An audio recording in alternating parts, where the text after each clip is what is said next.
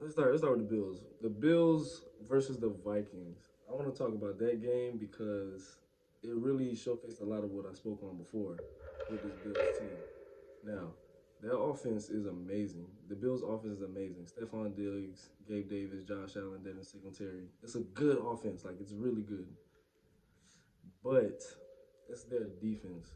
Right now, their defense is holding them back because they missing a lot of big names. Like they're missing a lot of big names on defense. They don't have Tre'Davious White. I'm sorry, Micah Hyde, Jordan Poyer, and this is what happens when you're missing a lot of key pieces in your secondary. I almost talked about the Ravens, but I'm not going to do it. They're missing things that they need, and it's preventing them from being as good as they can be on defense. With Von Miller, Von Miller's gonna come off that edge, um, and he don't really got a lot of time to work because you can get the ball out so fast because they're missing their secondary. They're giving up about 200 yards a game through the air.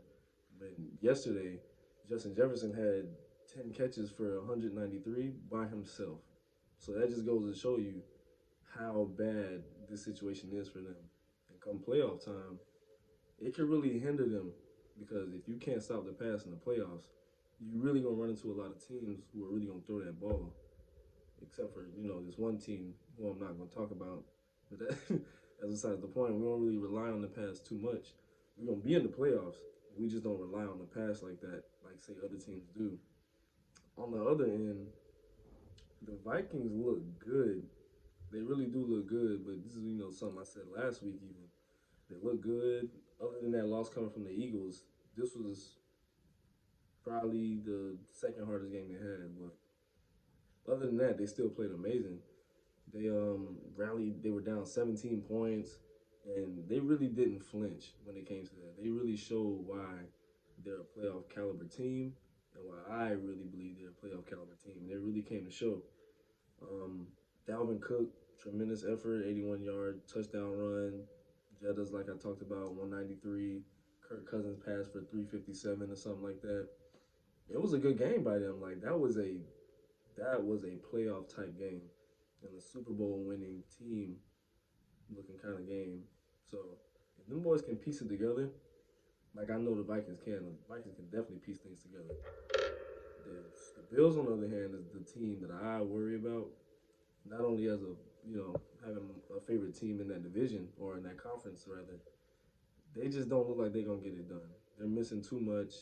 The offense can stall out, and they're very beatable. They're not this indestructible team that everybody thought they were gonna be or thought they were coming into the season and getting off to that hot start. Beating teams, coming back on teams, just really being dominant.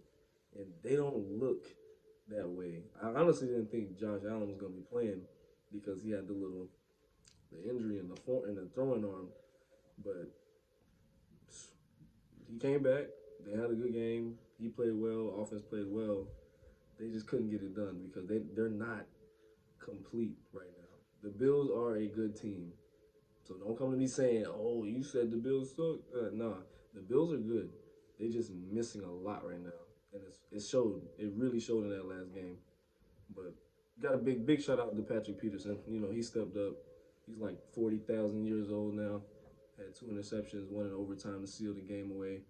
So I like to see players like that. I like the cornerback position.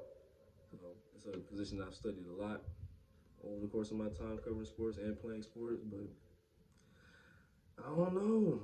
I've been believing in a lot of teams. The Vikings is one of them. Obviously, I have my team over in the AFC. Well, I'm not gonna talk about. I really want to. I want to talk about something. They had a bye week, so it's not much to talk about. But